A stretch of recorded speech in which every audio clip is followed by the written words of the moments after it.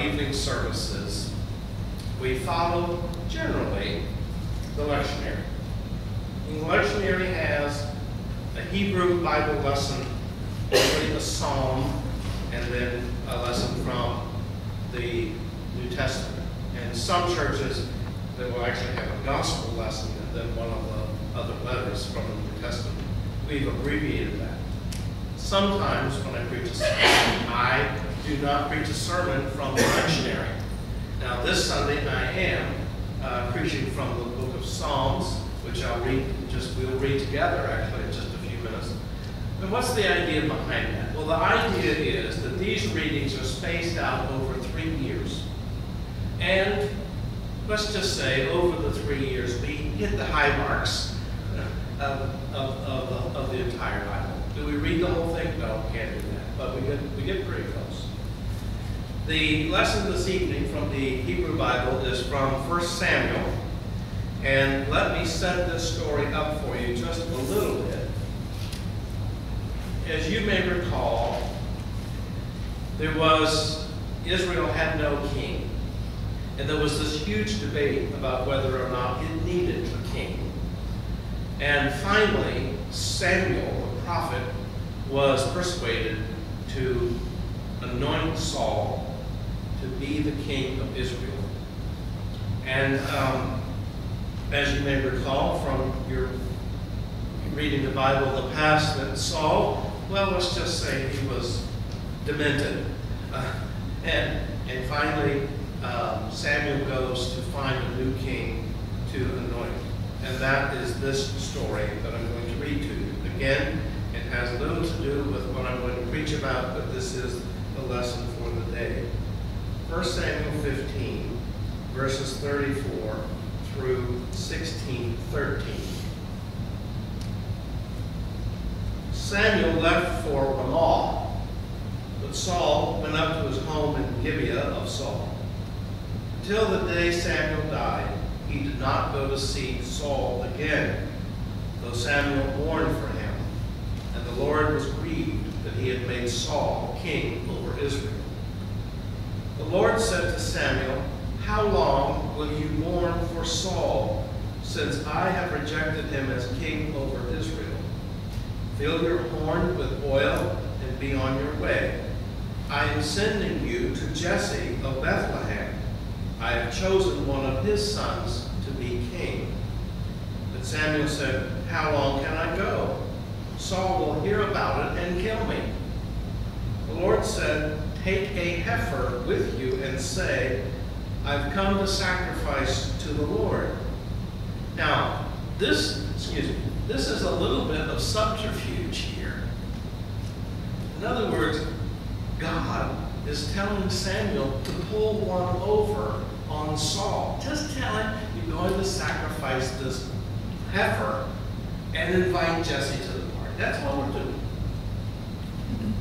So if you think religion is a little subversive, it comes right from the source. Invite Jesse to the sacrifice, and I will show you what to do. You are to anoint for me the one I indicate. Samuel did what the Lord said. When he arrived at Bethlehem, the elders of the town trembled when they met him. They asked, "Do you come in peace?" Always a good question to ask a prophet. Samuel replied, "Yes, in peace.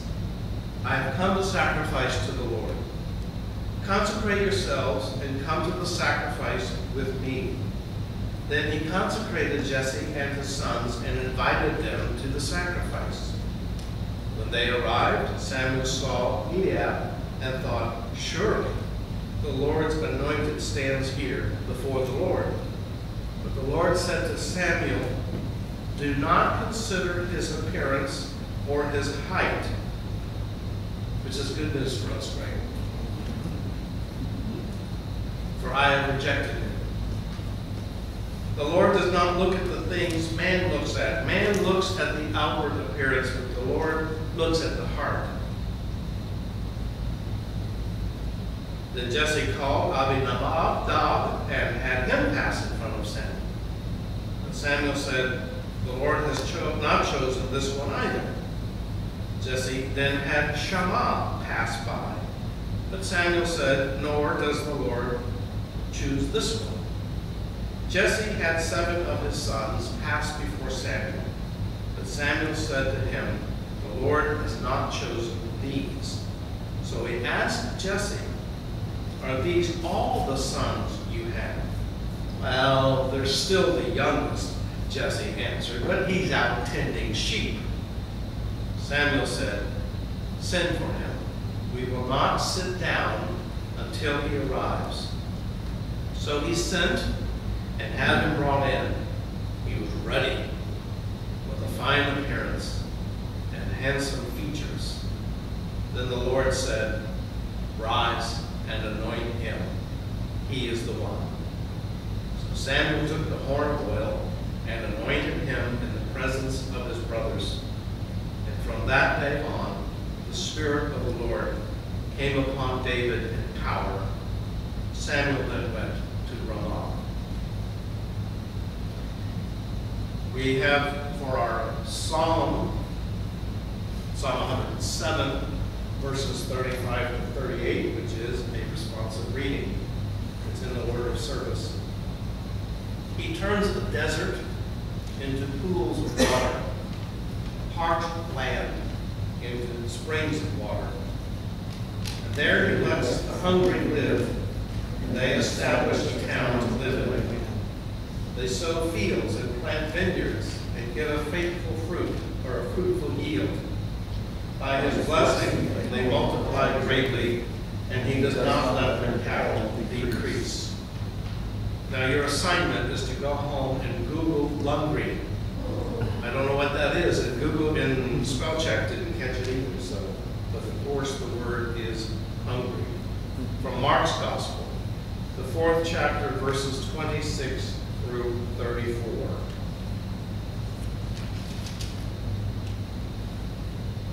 He also said, "This is what the kingdom of God is like.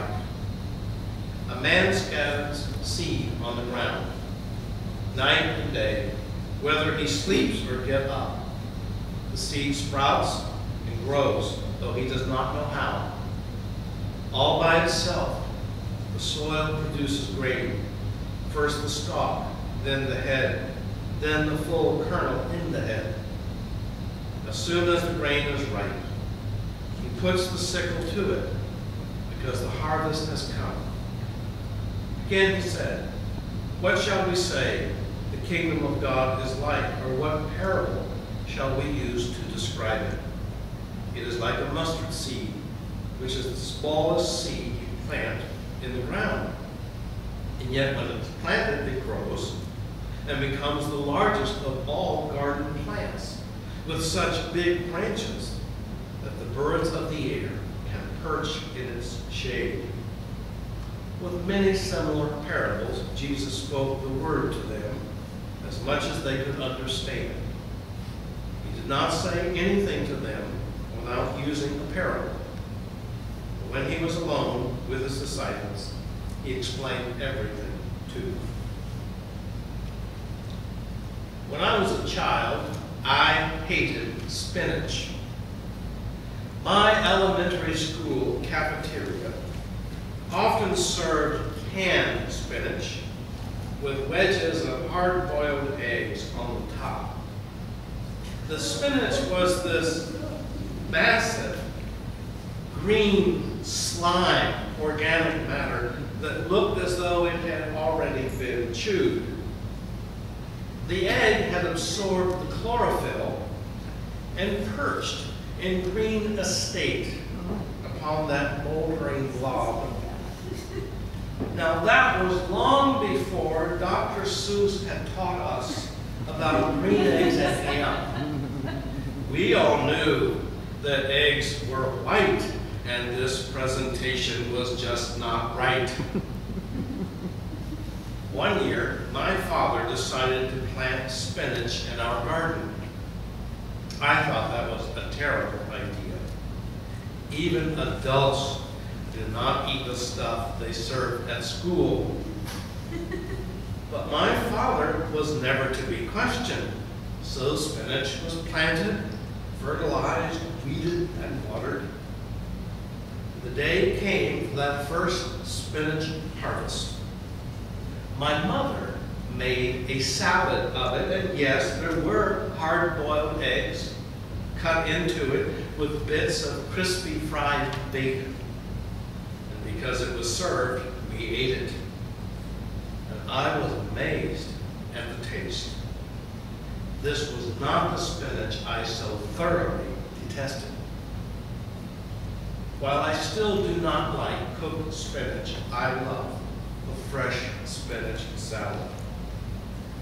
Like my experience with spinach, I bet you have had the same kind of experience with vine-ripened tomatoes. An irradiated, store-bought tomato simply has no flavor. There is no comparison to a tomato you have grown in your garden, letting it ripen until about 15 minutes before dinner time.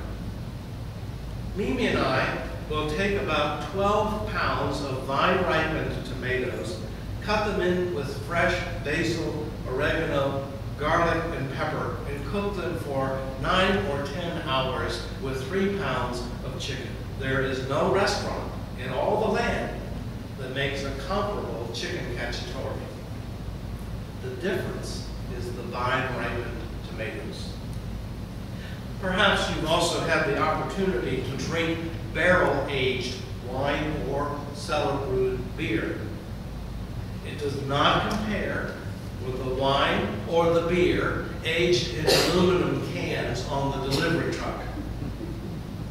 Or maybe you've been lucky enough to eat non-pasteurized aged cheese. You know that the taste is fabulous, and you will begin to hold in contempt tasteless, pasteurized American cheese, which is nothing more than sanitized, dye-colored protein. Sometimes Mimi bakes bread in the bread machine, and you know I prefer to bake my own bread. Bread machine is better than what I can buy at the store, but I love bread from scratch. The taste is deeper, and the texture is more commanding. And yes, it takes a big piece of the day to bake it. The process requires time, patience, and physical work, but the depth of quality is incomparable to anything at Dillon's. All of these foods require time. The palatability of their offering demands the patience of experience for ripening, fermenting, and flavoring.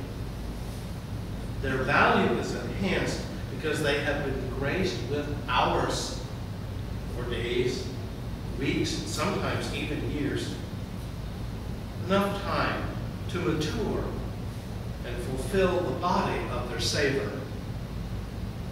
Likewise, I have tasted many expressions of spirituality, religious affections, and theology. My experience with most contemporary religious expressions is about as satisfying as store-bought tomatoes. They may be firm and round, mostly red, but they lack the grace of time, experience, and fermentation. Irradiated spirituality attracts record numbers of people to retreat centers and sells millions of dollars in books and DVDs and CDs. Yet the customers are never quite satisfied, are they? They move on to the next spiritual fad or flip to Amazon.com to find the latest book on fulfillment. They turn to Oprah or Dr. Phil for emotional healing. And if that does not work, they talk to their doctor about the right medications for depression or anxiety or social phobias. Side effects include dry mouth, diarrhea, nausea, constipation, dizziness, headaches, and sexual dysfunction. Do not take these medications if you have a heart, stomach, liver, kidneys, or lungs. Churches are not much better. Religious programming is often a smorgasbord of culinary boredom that never satisfies the hunger of the human soul. An indication of this malnutrition is found in our seminaries, where as many as 40% of all graduates will never enter a religious profession. Why do they spend tens of thousands of dollars in anywhere from 3 to 5 years on a Master of Divinity degree? Because they're on a spiritual quest that their local church could not satisfy. I'm not sure they find the satisfaction in the seminary. Churches can raise the entertainment values of their worship, but not the depth of their content. The graphics may be state of the art, but the plot is so thin and gray for a commercial that would be a little more interesting. The volume is amplified, but the message of the music is lost. The communion loaf is white and vitamin enriched, but such Wonder Bread still lacks the flavor, and it sticks to the roof of your mouth, and the grape juice is just a little too sweet. Maturity of body, mind, or soul requires years of work and play, time, energy, and rest. Faith development demands years of experience, success and failure, experimentation and discipline. I have a distant cousin who was so proud of her 3-year-old who ran around the house in her training panties singing, "Jesus Christ is my Lord and Savior." Now, please hear me. I have no reservations about a person who professes Jesus as the Christ. I do in my own way. But I am not convinced that such a profession of faith can be made without the experience of death and suffering and sacrifice. And I often encounter people, I have to be honest with you, I encounter people who face death and sacrifice, and they come to other conclusions about the lordship of Jesus. Some of these are embittered, but the vast majority are well seasoned with compassion and genuine goodness. As Greg Moore makes so clear in his book, The Blessing, we do not understand the meaning of the word blessing until a little blood has been splattered across our face. Progressive Christians are often guilty of rushing their children to superficial intellectual abstractions about the philosophy or their values of life. We want our children to have a reasoned faith, often at the expense of imagination or fantasy, poetry, or play. We rush them to adult conclusions and ideals that bear no resemblance to their life experience. We work very hard, naturally, to shield them from violence or sexual exploitation and the madness of television advertising. We refuse to buy them toy guns, and we're shocked when our little 4-year-old comes up to us and goes, "Bang!" The fact of the matter is that maturity comes with time, with more time, with education and aging.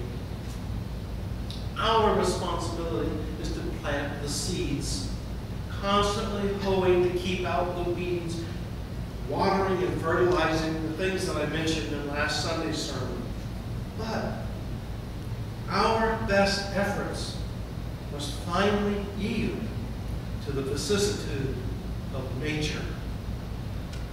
We do all that we can to nurture our children, and we must do that.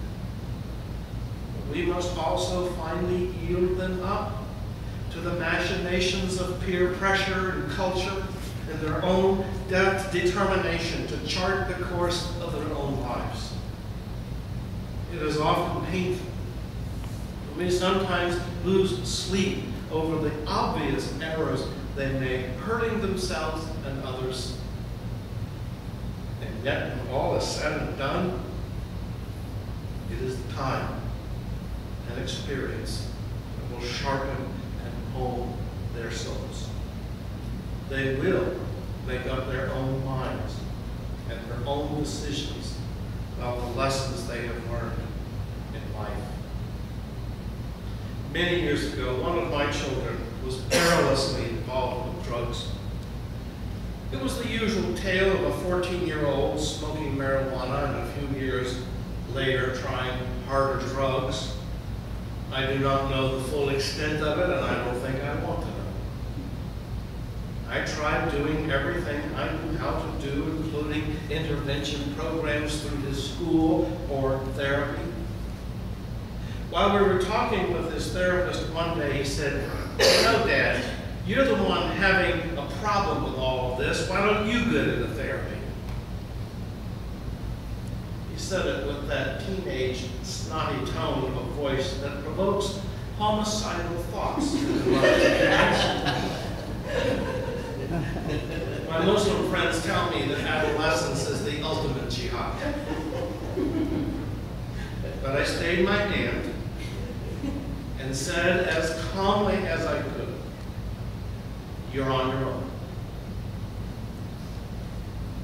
Told him he would be responsible for his drug use and all of its consequences. It was a hard thing to say, and much more hard to stand back and watch him risk his life. A few years later, he came home from school and told me that he wanted to join the Oklahoma Army National Guard. I did not know how he could possibly pass the drug test. Even though the application would take several weeks, his physical would be within 30 days. His recruiter knew about a concoction that he could drink on the morning of his physical that would mask any drug residue in his bloodstream. Well, believe it or not, he got through the physical and was off to boot camp that summer.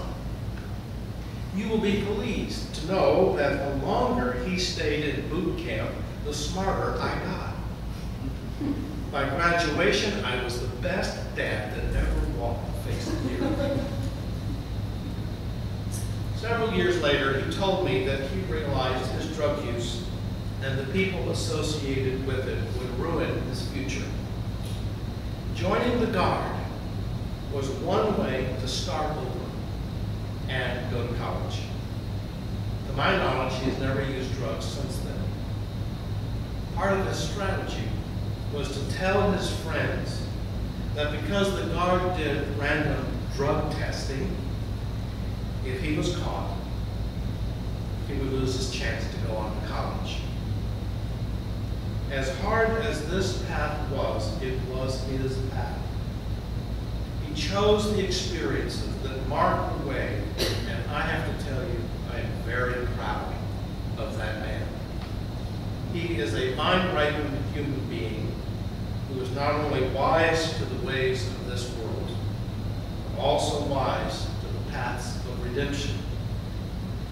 And I have learned that I cannot rush people, including my own children, to my conclusions or my goals. I needed to trust my son to apply his heart and mind to life's experiences. I needed to allow the baptism of blood so that he would know the blessing of life. I needed to allow the baptism of blood so that he could know that he is a blessing to life. Vine-ripened faith begins with the human being and our long, slow, often crooked way of growing our minds and souls. It reminds me of my pumpkin vines. My pumpkin vines determine their own course over the summer. They are not in the least bit concerned about the boundaries, even the fences that I put around my garden. They seem to prefer the lawn, growing and stretching 15 or 20 feet into the grass. Mowing is a real challenge, but by fall, they produce beautiful fruit that become jack-o'-lanterns or pumpkin pie. During this period of terrorism and war, we are tempted to buy irradiated faith, irradiated truth, and irradiated citizenship. Fear tempts us to plastic packages of meaning and responsibility.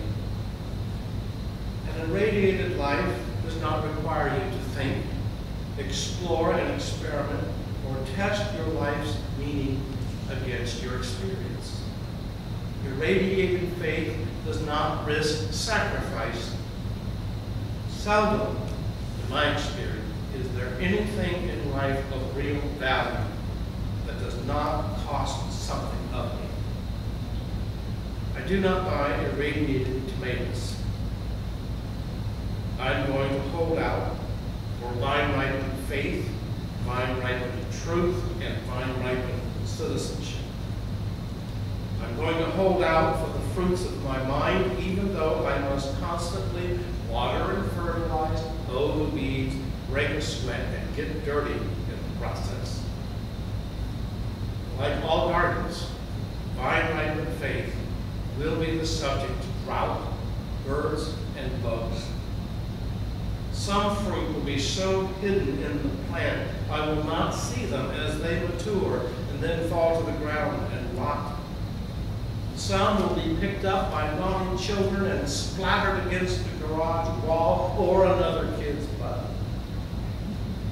Growth in the Christian faith requires time, as much time as you are allotted on this earth. It requires patience, both to learn and study and unlearn the mistaken ideas that we were taught as children. We live in a culture that is impatient for faith that is easy to swallow, preferably only once. We sometimes expect the minister to, every word is a word of inspiration, answers every religious challenge, but doesn't expect anything of us. There are a lot of churches that promise that kind of faith, along with plenty of feel-good messages and easy listening music. In the end, the product is irradiated faith. When people are finally crushed under the wheel of suffering, as they will be, they do not have the depth of hope or courage to bring wholeness to their loss and grief. I also confess that the older I get, the more time I need to cultivate my faith. I need time to read more, think more, pray more. Just like my garden, I have to take the time to weed, feed, water, and fertilize. Kansas has been teaching me a whole new way to garden. If you're looking for an instant gratification sermon, I'm afraid you've got the wrong preacher. But if you're looking for a cultivated faith, a faith that grows in richness and nutriment, you just might be in the right pew. If you are looking for a faith that is also patient with each person's growth and faith development, you have come to the right church. Through our worship services, our outreach ministries, and Christian education, we will introduce you and your children to the basic tools of faith. We will not do the hoeing for you, or the weeding, or the watering. That's for you to do. We will tell you the things that we have learned on our faith journey.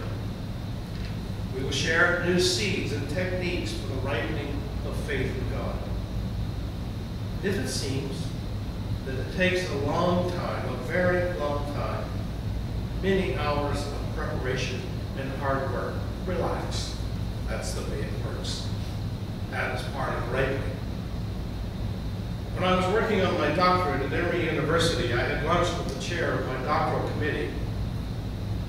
I was also serving a congregation in North Georgia I mentioned to Dr. Weber that I was seeking a new appointment from the bishop. He asked me why. I said I'd been there for 5 years and it seemed about time to move on. He shook his head very sadly and he said, 5 years is not enough time to be an effective minister. The Desert Fathers have a saying, a tree that is often transplanted can bear no fruit. So I'm learning to trust the ripening of faith and ministry. In the end, it will have a flavor. The pepper will never know.